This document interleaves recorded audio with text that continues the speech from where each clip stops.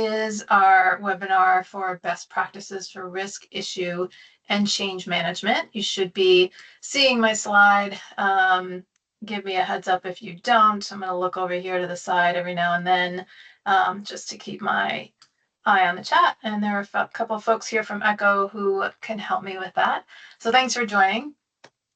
This webinar is all about managing risks, issues, and changes on a project. Super important. So we're going to dig into each of these topics. A little housekeeping in the beginning. Everybody's going to be muted just so that we have a clean recording. Feel free to unmute yourself if you have a question. I will try to keep my eye on hands raised, but feel free to raise your hand as well. And hopefully you'll learn a few things that you can take back to your projects at the end. All right, Echolocity was established in 2019. We're a consultancy. We provide work management consulting and implementation services, staff extension, project management services. That's a mouthful, also called StaffOg, if you're familiar with that term, and custom workshops and training for companies really worldwide of all sizes. We are tool agnostic. So what that means is that we are not tied to any one particular software platform. We work with a variety of work management platforms like Smartsheet, Monday. We're Microsoft partners, we're Smartsheet partners, Teamwork, Airtable, ClickUp, Asana, et cetera, et cetera.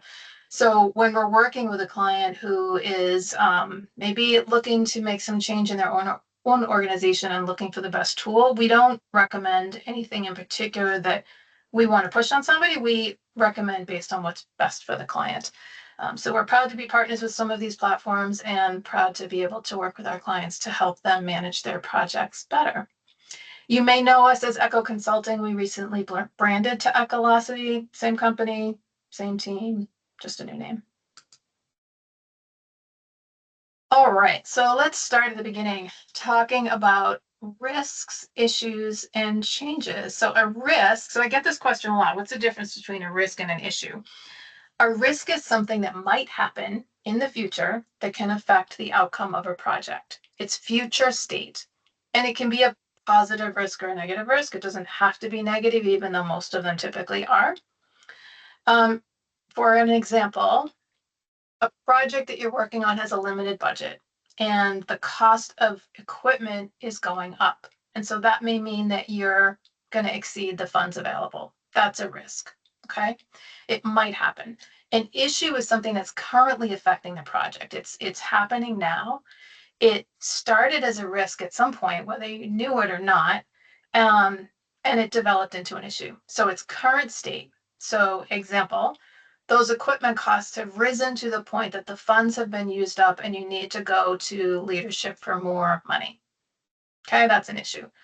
A change would be a modification to the scope, the schedule, or the budget of a project. Anything that changes. Example for that would be the request for the budget increase due to those increased costs. That's a change request. Okay, so they're kind of interchangeable, not interchangeable. They often overlap. Let's say that. And so we'll talk about each in a little more detail. Okay. The key to all of this that we're going to talk about is being proactive. When you can be proactive and you can be prepared and you can plan ahead and you can kind of see the future and make some educated guesses, it's going to prevent issues down the road. Anything that we're talking about here is likely going to affect the scope, the schedule, the budget, how you make decisions, how you communicate with your stakeholders,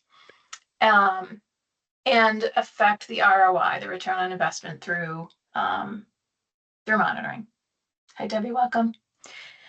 Without proactive management, your projects are going to take on a life of their own often, and you may not meet those objectives that you're looking for. So you're going to be able to keep better control if you can stay proactive. And that's why we're here today. So talking about risks, best practices for risk management: be proactive, be proactive, be proactive. You'll hear me say that a lot. Identify those risks before they become issues. So one really effective way to do this when you're starting a project is to hold a pre-mortem with your team. That means talk about what could happen in the future. Brainstorm some possible risks so that you have a mitigation plan in case things go south. And as you're going through the project, call out potential risks as you see them. Hey, I see the cost of these widgets really going up, and that might affect our budget. That's a risk. It's something that might happen in the future. When you identify a risk, you're going to assess it. So you're going to analyze each one and its potential impact on the project. What might this risk do to our project? Okay. And then you're going to prioritize. You're likely going to come up with more than one risk. So you're going to be thinking, all right, which one's more important right now? Can we mitigate this one? Is that one less likely to happen? So we're going to put it aside for a while. Just prioritize in order of what's most important and what's most urgent. It's a good idea to assign a stakeholder to each risk. So who's going to be responsible for either doing something about it and leading that charge, or for watching it and raising that flag when it gets a little bit more, maybe more likely to happen. Developing your response plan. So what's your mitigation plan? What's your contingency plan, your plan B? Really important. All right, if this happens, what are we going to do about it? And then sometimes you can't do anything. Sometimes you can't avoid it. You can't mitigate it. It's going to happen. And so what are we going to do? How are we going to practice acceptance with this risk that we've identified? What do we do if it just becomes a thing that we have to deal with? And then monitoring, regularly reviewing your risks throughout the project lifecycle, always reassessing, always updating your risk register, which we'll talk about in a minute, and adjusting your plans as needed. So if you're just joining us, I'm Lisa. Thanks for joining, and I am looking over here every now and then to keep my eye on the chat. Feel free to unmute yourself if you want to say something and I'm not seeing you. Okay, thanks for being here. All right, tools for risk management. One of the things I like is a SWOT analysis. You may be familiar with that or not. We'll talk about that in a minute. A risk probability and impact matrix, a risk breakdown structure, and a risk register. It's worth noting, like I said a minute ago, risks are not always negative, even though they often are. They're not always. And businesses face risks all the time. All the time. And that's okay. That's part of just going through a project, going through life. And so the word risk typically does have a negative connotation, but it can actually represent many different situations, not just bad ones. Okay. So the SWOT analysis, raise your hand if you're or virtual or on camera, if you have heard of a SWOT analysis. Great. All right. In case you haven't, or if you have, this is a little review. A SWOT analysis can be really helpful for risk, for viewing the future, for using that crystal ball, right? To uncover some potential risk before you actually get started in a project. Strengths and weaknesses are internal to the organization or internal to yourself. So your stakeholders, your team members, your systems, your processes, your budget, the mindset of your team, etc. Opportunities and threats are external. So that's the market. That's the Vegas conference. That's an opportunity for new business, competition, just general unknowns. Like we don't know what we don't know sometimes. So those are external. And so if you do a SWOT with your team or even on your own, to do that pre-mortem and to brainstorm some risks, then you can have that mitigation strategy before you even get started making things easier down the road. SWOTs are used for a lot of different purposes. This is just yet another way to use them. Risk probability and impact matrix. It sounds really complicated. All it is really is a tool to help you gauge the urgency of a risk. How likely is this risk to become an issue? How likely is it that this is actually going to happen? And if it does, how is it going to impact our project? That information helps you figure out how you want to respond to that risk. If you want to let it sit because it's either not likely to happen and or going to have a very minor effect on the project, or it's higher in risk and higher in impact. So that'll help you determine that prioritization that I talked about a second ago. Use any kind of tool here that makes sense for you to rate things. This is done in a Miro board. If you're not familiar with Miro, it's a super fun tool where you can click and drag and add sticky notes and such. There are lots of templates online. Bunch of sticky notes on the wall or a piece of paper or whiteboard can work just as well. Questions so far? All right. I'm not going to go into great detail here. A risk breakdown structure. This is an example of a chart. It can help give you a more ordered view of the risks involved in your project and help you assign resources in a helpful way and plan for those positive or negative impacts of your risks. Again, I'm going to show you examples of a lot of different tools that might be a chart, it might be a grid, it might be sticky notes. Whatever works for you is what's important. Okay. Different risk types. Yeah, lots of them. All right. And Lisa, I have a question on the last slide. If that's okay. yeah, sure. Can you talk a little bit about those like organizational or culture risks, like how you kind of identify those and think about mitigating them? Yeah, so I think that goes back to kind of the culture of the company or the mindset of the stakeholders even within the organization. Are they risk averse, right? If how likely are they to how might they react to a risk that we bring up? Is it like are we like putting our head in the sand and just hoping it goes away, or are we like no, let's dig in and address this right away? So that's just one example. Does that help, Caroline?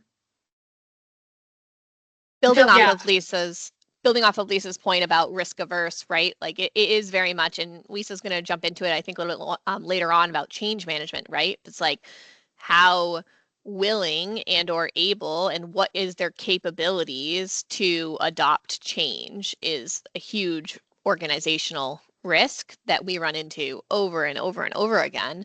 Like, do they have experience and things like that? So I love this tool, Lisa, and I'm glad you're highlighting it. So thank you. Yeah, sure. Looks like Debbie has a question as well. Yep. Not a question, but just an observation and maybe, a little bit more flavor. I mean, I do work with different customers, but I have one particular customer that is the gaslighter extraordinaire, right? So they're the ones that are going to tell you, oh, we said this verbally, so it counts, So that's a risk that I would highlight, at the beginning of the project, saying, look, we know it's this particular customer, we know the history. The risk is that we don't document in writing agreements that we may make on an off-site technical meeting or at a lunch. And so this is a great way to organize that and to say, look, we know the culture of this company. We know we've worked with them before. This is a risk we've seen. So that's it. That's a great example. Thanks, Debbie. Yeah, great example. Okay. Yeah, we will talk about change in a little bit. If you followed us at all for a while, you've heard us talk about the CRAID log, risk register. There are a number of different ways to document. Debbie, thank you. Your risks, your issues, your changes, and it's all of that. We like to use what we call a CRAID log. It's a tool that we use internally, serves as all of those things in one place, as well as a place to document decisions to be made and action steps on a project. We often use this as a quick capture tool during meetings, so we can record things and assess things on the fly as they come up.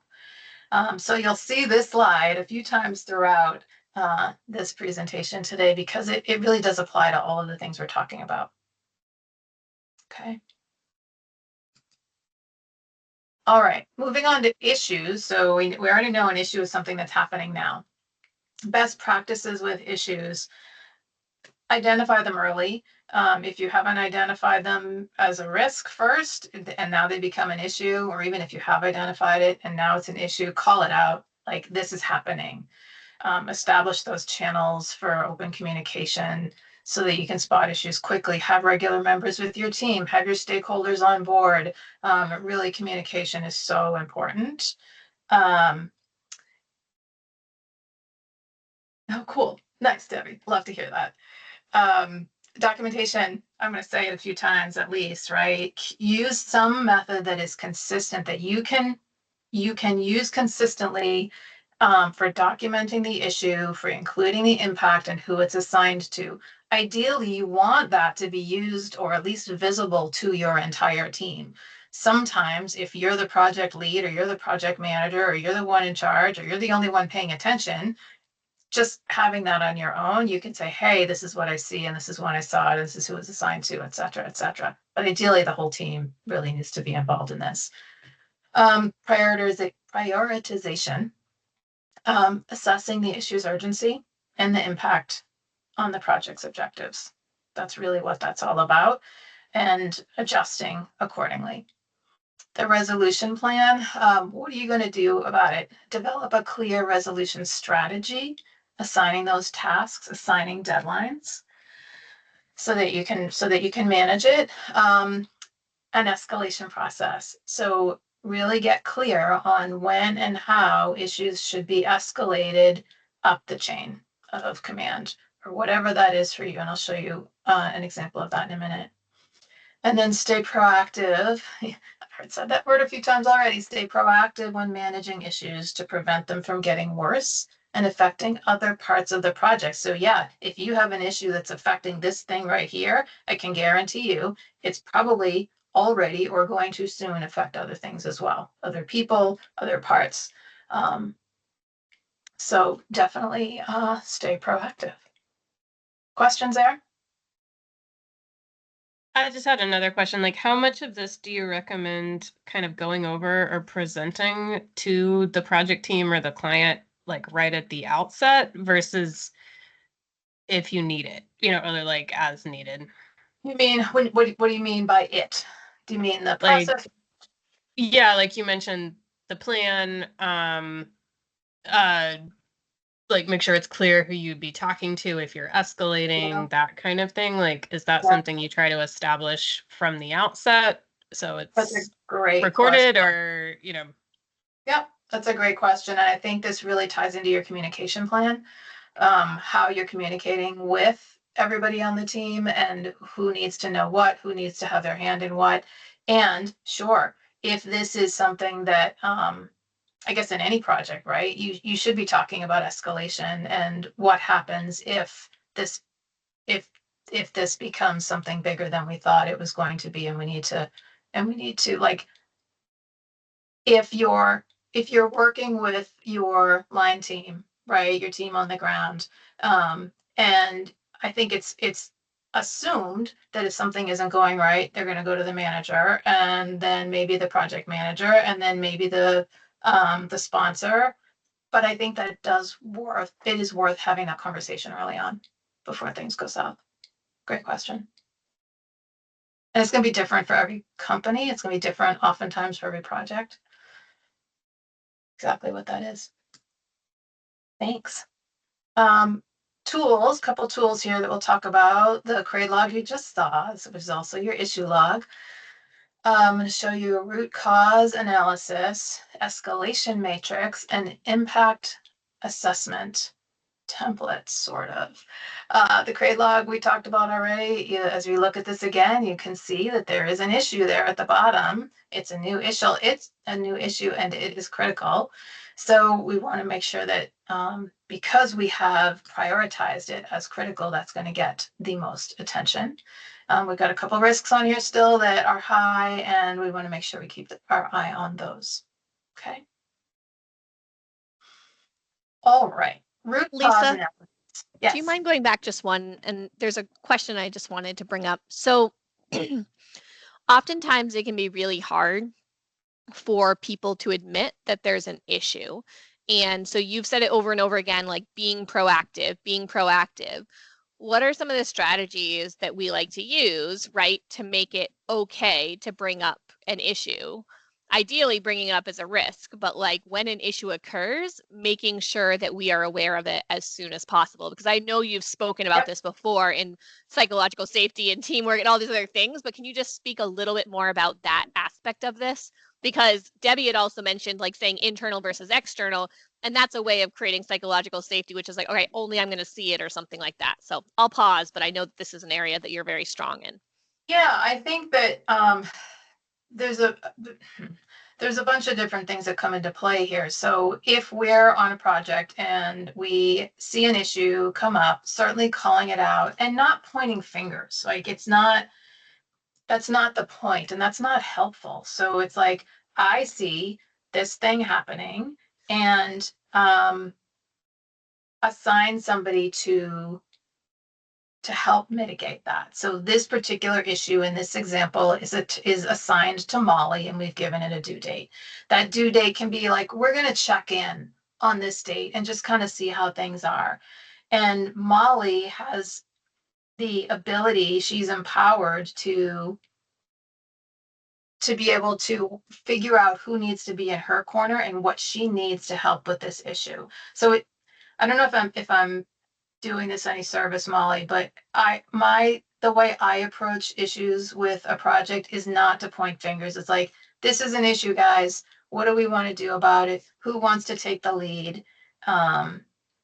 Yeah, generating team buy-in, like we're all in charge of moving this forward, but having a single owner that is accountable for updates and things like that. But it's just like, just because someone's assigned an issue doesn't mean they caused it, doesn't mean that they're the only person that are hands on the keyboard, doesn't mean that they're the ones that have to necessarily tell executives if that needs to get to that point.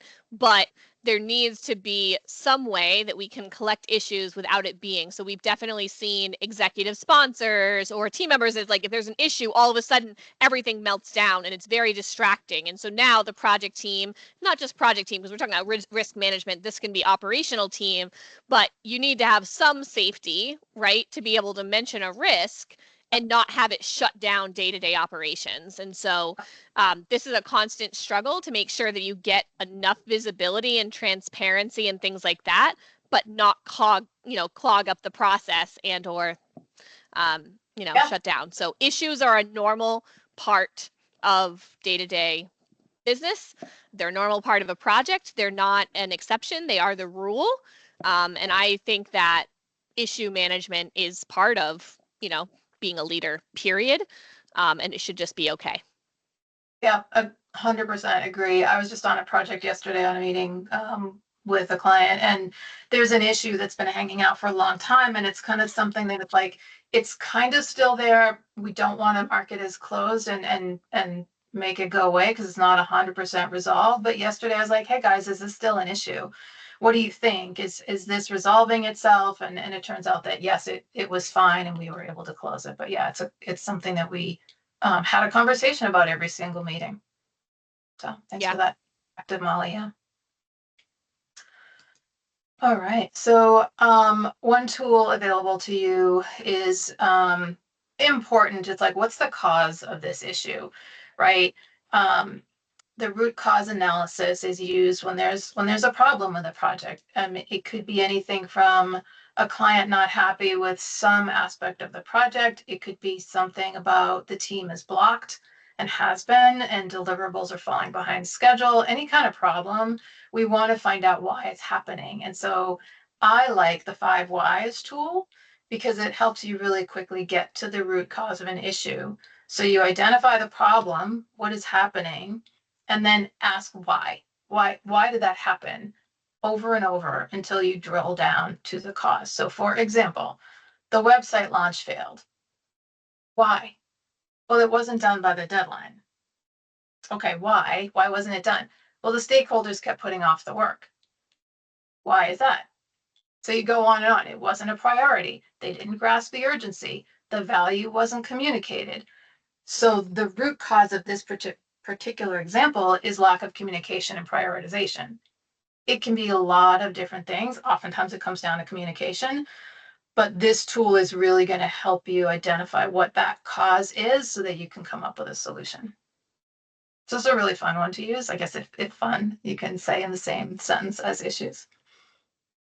Questions on that one?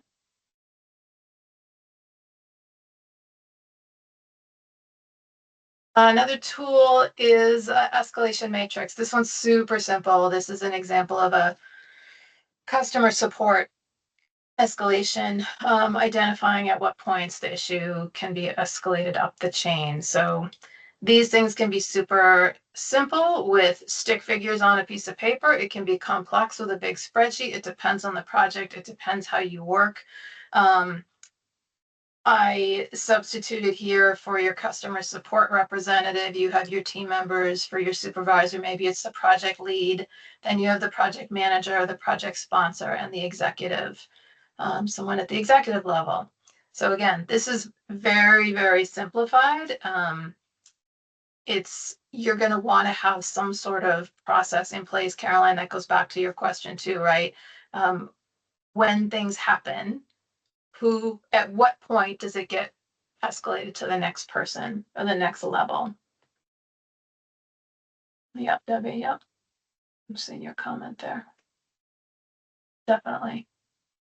Anything can lead to action, but ideally this is the progress. Yeah. Yep. Makes sense. I think just having a visual like this too, also people can just sort of respond to is helpful, when you're talking about something like the escalation progress, because again, it doesn't have to be super personal of like, okay, so let's just identify who this would be for you all, like who's the next step, just to Yep. to outline it. And my experience generally has been with CRAID that it also helps you depersonalize it a little bit when you're logging it as an issue. Just the fact of like, oh, we're blocking on whatever. Like you said, you may assign it to someone, but that doesn't necessarily mean they caused it or something, like that it Totally. helps depersonalize it a little bit. And it's, I mean, I think we all know it's also just sort of protection for everyone of like getting, like, you've surfaced it and made it visible so that someone's not asking you in a month why you didn't address XYZ. So As a professional services organization, right? Like absolutely having it documented and that someone had access to see that information is important. I would also just say with the simple escalation matrix, I love this tool.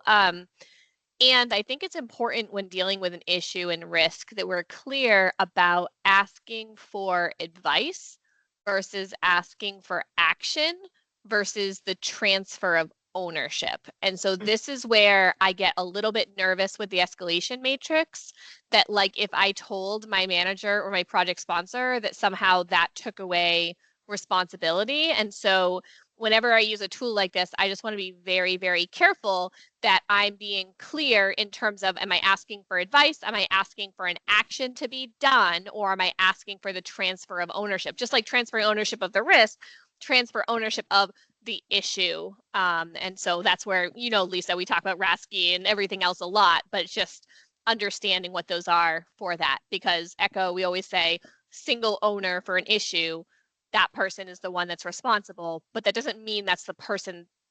Oftentimes, if there's a major system down issue, I mean, it's a whole war room. But the highest paid person in the room isn't the person that's necessarily going to have their name on the issue. Yeah, that's a great point. And so here's an example, right? That you could have a whole workflow, very detailed. If this happens, you do all of these things, and if those happen and they don't fit or they don't fix the problem, then it gets escalated to this person, and these are all the things that they do. Like larger companies that have scripts for their team members, right? Very, very detailed processes. You can go there. If you have a smaller team or a smaller project, you don't necessarily need to, but escalated versus transfer ownership is a really great point. Yeah, it's really a communication plan, right? So with some of the larger, more structured organizations, right, they have a communication plan about who needs to know what based on whatever that criteria is. So if it's a security issue versus a dollar issue, right, there's can be criteria, but you can't map everything out. But just informing someone that is higher up on the chain does not transfer ownership. And that's really important, that the culture of issue management in the organization is clear. And I'm sorry, Debbie, I think I jumped in over you, so go ahead. Oh, I'm fine. I mean, I'm very familiar with Escalation Matrix because my company uses them quite often. The issue that we found in my organization is that when we started bringing up escalation, it's almost like telling on somebody. It became a dirty word, right? So usually when we use escalation, it means somebody's not performing, someone's not delivering, and now we're telling on you. We're getting your boss involved. So what we did when we came up with our escalation process is we specifically laid it out as, you know, a tool to ask for help, for resources. And the ultimate goal is to have the team self-escalate, right? I, as the project manager, don't want to have to go to a team member and escalate supervisor saying they haven't delivered on this thing or met this due date, right? The way we go about it is we go to that team member and we're like, look, it looks like you need a little help, right? I'm a project manager, I'm not your manager. I can't direct you to concentrate on this task, but it looks like you need help. Let's bring in your manager and see what we can do to keep it moving forward and make it less confrontational and less of a finger point than maybe it comes across in kind of when you put up this matrix. It's not that for us. And that's been a success for us.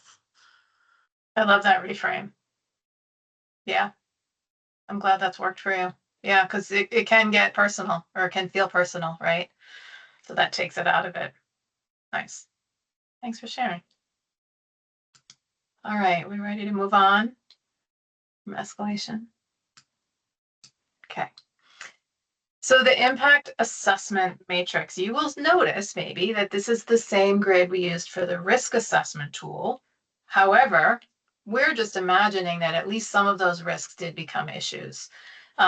We already know what the impact is based on the risk severity, and we can use that data accordingly.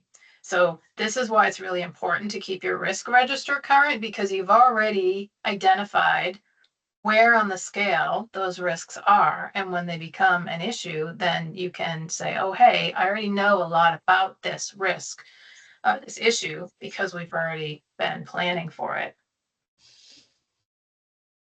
Yeah. So again, this is something that you can use in any number of ways.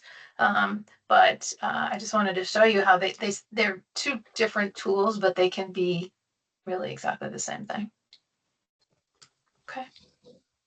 And we've used this tool as an individual, right? And also as a team. So if you think about this concept, I think we have it in the CRAID register, right, as that probability versus severity, and then that, you know, leads to priority or an impact or something like that. And you can use some numbers and formulas and things like that for those pieces.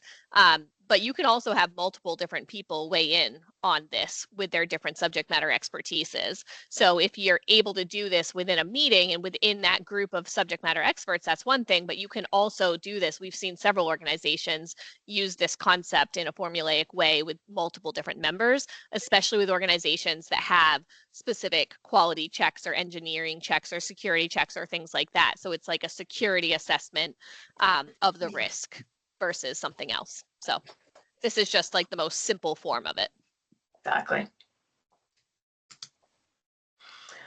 All right, moving on to change management. So this is a topic that we could be here all day talking about, really. So I tried to keep it, to distill down to as simple as possible. I mean, we need to make changes to a project when things happen that make it necessary to change the scope, the cost, the budget, scope, schedule, and budget of the original project. All right, so if we're changing deliverables, those things are going to change. It can be proactive or it can be reactive. It can be planned, it can be unplanned. Most changes are going to affect the budget and or the schedule of the project in some way. It's just how it works. It's important to define a process for submitting reviewing and approving change requests. And we'll talk about that in a minute. So just very simple workflow. The change request is submitted. Someone on the team or a group of people on the team reviews the impact of that proposed change. They communicate with the person who submitted that request and set the expectations for what's going to happen next and when. Use your own company's internal approval process, whatever that is, define that in advance to decide if it's going to be adopted or not. If the change is adopted, document that change. That is for communication purposes, historical knowledge, just keeping the project on track so that we know what happened and when and what the plan was. And then after you've implemented that change, go back and review, do your postmortem on it, right? Review the results. How did that approval or denial affect the project? If you denied the change request and what the person thought was going to happen actually happened, was that good or bad, right? What did the team learn from it? What should they or could they have done differently, if anything? So that's just kind of in a nutshell what the best practices are in terms of handling a change request as it comes in. I want to talk just very briefly about the roles and communication. So people to consider when you're making a change or proposing a change. Those internal team members who are on the ground, right, working every day on this project, the project lead, the project manager, the sponsor, any other stakeholders as needed. Also, you'll see in the orange on the second row, the types of stakeholders. So key stakeholders are really the decision makers. They're the ones that can really have impact on this change, right? They may approve it or deny it. They have a lot of skin in the game here. The primary stakeholders are directly impacted by the change. So those could be the team on the ground. Secondary stakeholders are indirectly impacted. Maybe that's your board members, other departments, maybe they're shareholders, maybe they're your customers, right? Your stakeholders don't have to be in the company, in the organization. That secondary can be a lot of different people. And I see that Debbie's typing, so I'm going to pause.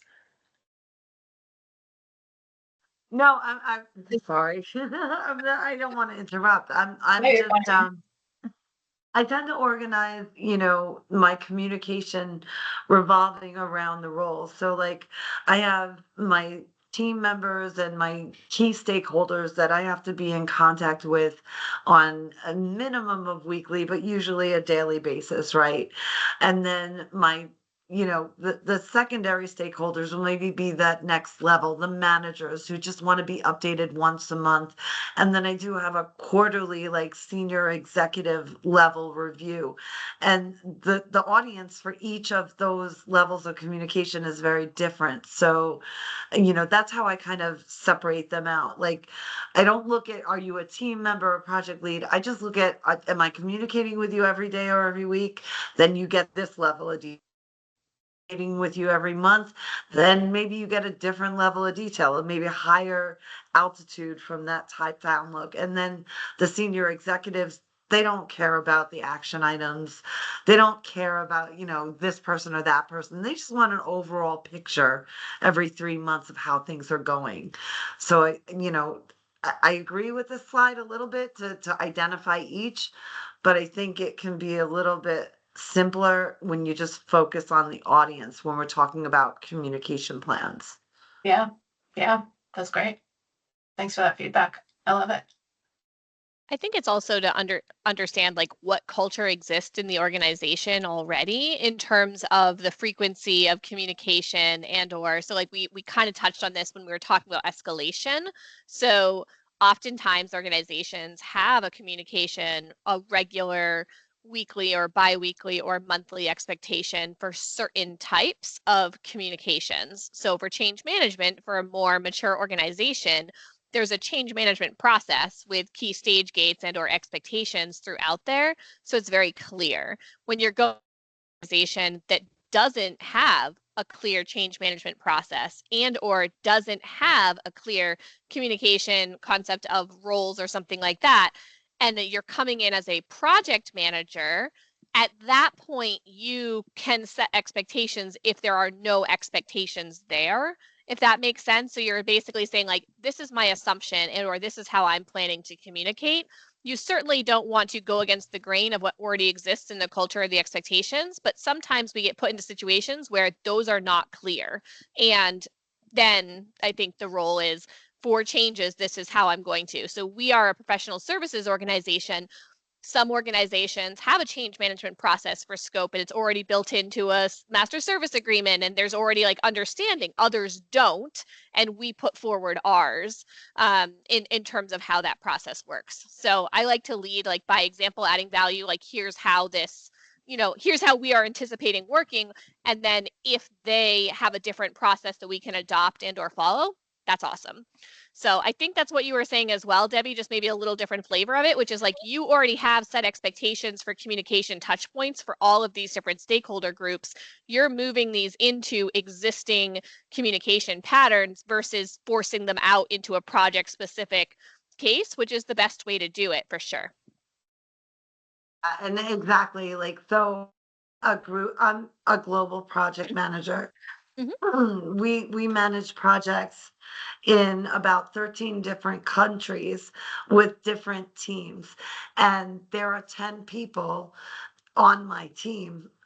Yep. Sorry, as a project manager. So it's important that regardless of which project manager is working with location, there's consistency. So I'm lucky that we have that set of consistency. But that said, every project is different. Every customer is different. So there needs to be that level of consistently within my organization, but still the flexibility to be able to bring in different expectations depending on the customer. So yeah, great job. And we would just make the point, which is if that structure doesn't exist, then it is the project leads or project manager's responsibility to put out there what the assumptions of how this is going to be handled. If there is a process that exists that they can adopt, then they should try to adopt the existing process as much as possible. So that's where we see a little bit of difficulty, just like what is that expectation? So we definitely don't want to wait on a critical risk until the next 2-week bi-weekly update if it's going to have immediate impact for the executive team, but we also don't want to be escalating something crying wolf and speaking out of turn. So there's always that cultural balance and consistency. So thanks for calling it out. Yeah, thank you, Debbie. All right, tools for change management. Again, we go super deep on this, but I chose to keep it simple. Change request form, which we'll go over in a second, an impact analysis tool, and you'll see the change register in the CRAID log, our old friend there. So starting with the change request form, this is just a sample. A change request is a formal proposal, right, to modify any element of the project from the original scope, schedule, and budget. Requests are submitted when something is found while the work is in progress. Sometimes it can happen before the project even starts. It's like, oh, here's our project plan, or here's here's our deliverables and such, but actually we think that this needs to be changed. That can happen. A change request, it's really important to actually also say a change request can lead to an issue. So that's something to be aware of as you're going through your approval process. A change can be a positive to reflect positive progress, something good that's happening, like it's going to come in under budget, so we're going to make a change that we don't actually need that much money, or negative to fix a problem that's occurring already. And we talked about the approval process already. Again, this can be in a number of forms. We use Smartsheet a lot, but there's all the tools that I mentioned in the beginning all have their own way to document a change request and get it out to the appropriate folks. And then the impact analysis tool, I didn't actually make an example of a tool for this because again, there's so many options. But before the change request can be approved, the team's going to want to assess the impact, right? So approvals may be considered based on any number of factors. The number of change options presented, the feasibility of the changes, the benefits of the changes, what other risks might come out of that, the complexity, the difficulty of what's been requested, the scale of the change solutions, if there was a solution proposed, what the scale of that is, what's the impact that it's going to have on the project, what's the trickle down effect. So if we change this thing, what are all the other things that might change as well? So use whatever tool or method works for you here. A simple document, a spreadsheet, a mirror board, any of that will work fine. Just make sure that you have something that's going to work for your team if you are making that public within your team, and what is going to encourage buy-in among your team members. So analyzing impact is super important before you approve a change request. Curious as to how many people actually have a form for a request. Yeah, most are on the fly. And so there's a process question, right, Debbie? It's like, if people just make a request on the fly, does it get documented, or is it verbal? Is it an email? What's the visibility on that? Who needs to see that?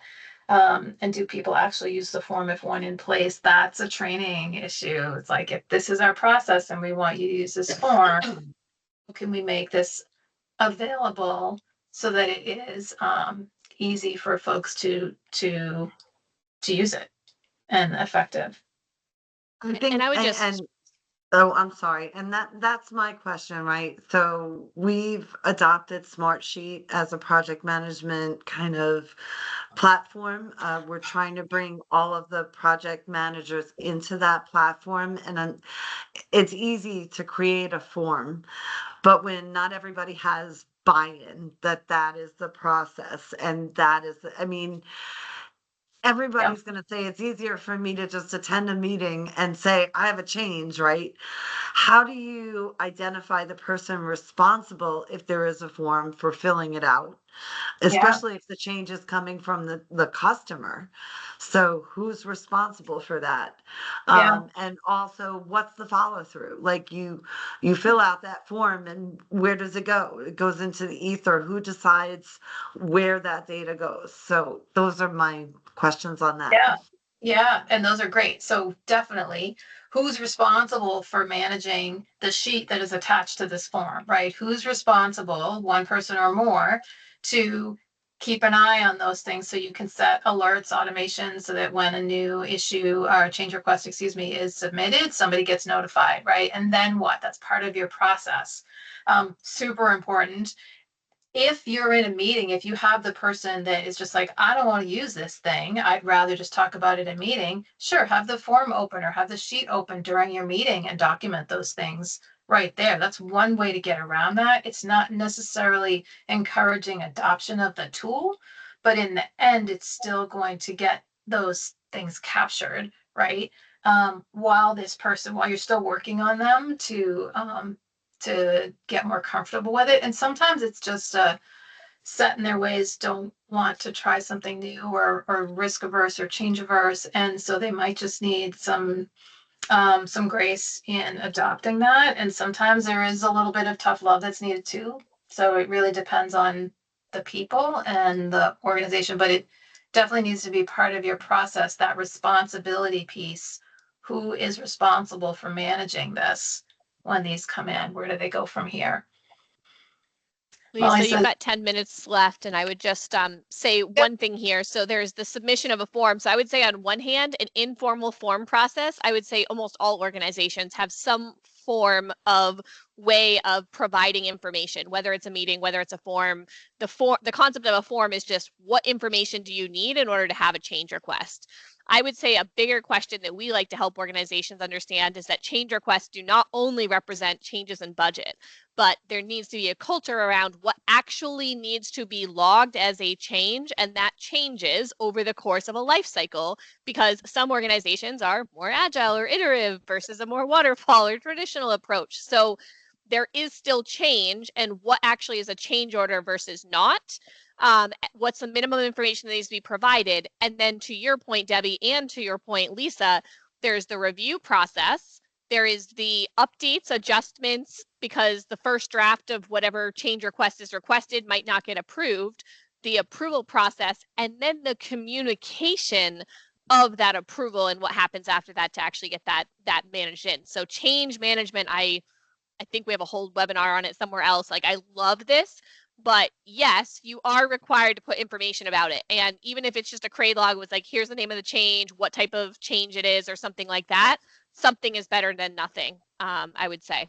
But actually forcing people to use a form, that's cultural process. You got to figure out if you're going to die on that hill or not. Lots of people, lots of project managers take it from a meeting. That's not an issue. Don't die on that hill. Not my recommendation anyways. But I've seen super formal, like, document PDFs with 20 questions and approvals and things like that. And I also don't agree with that. So you got to find the right balance for your organizational needs. So putting it all together, we've talked a lot about these three things: risks, issues, and changes. As you can see, they are all somewhat interconnected. Some are inevitable, but when you plan for them, that's the proactive piece, you're going to have the best results. Risks can become issues, but they don't have to necessarily. They don't have to.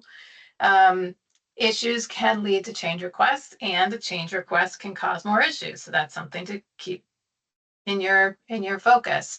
Changes can lead to new risks, and identified risks can lead maybe to a change that you didn't identify earlier, right? So that budget, like, actually, we don't need that much money.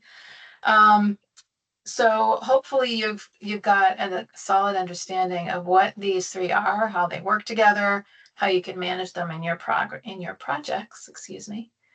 And what I really want to leave you with is, I would love to hear any takeaways that you have. I'm just watching the chat as folks are typing. Using the CRAID log versus some meeting notes.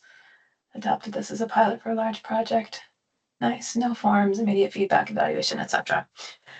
So the things that I want you to remember, if you remember nothing else, be proactive. Call out the risks and the issues when you see them. Communication is so important from beginning to end and beyond. Assign roles and responsibilities so it's clear who's doing what, so you don't have a lot of "that's not my thing," or "you didn't tell me to," or somebody's taking on everything. So assigning things makes things more even and helps with communication. Document. I can't say that enough. Use a system that works for you, for your organization, for the culture, and get adoption as best you can, and be supportive there, and then enlist help before it's too late. So before you get in too deep, those are my takeaways. Would love to hear yours, or if you have questions. Glad to have the opportunity to. YouTubes are excellent. I just ran it through Copilot, because we're obviously testing out Copilot and everything. And according to Copilot, here are the key takeaways from your presentation, Lisa. So this is what Copilot thinks your key takeaways were. And Debbie, you made the list. You're under additional notes. Oh, nice.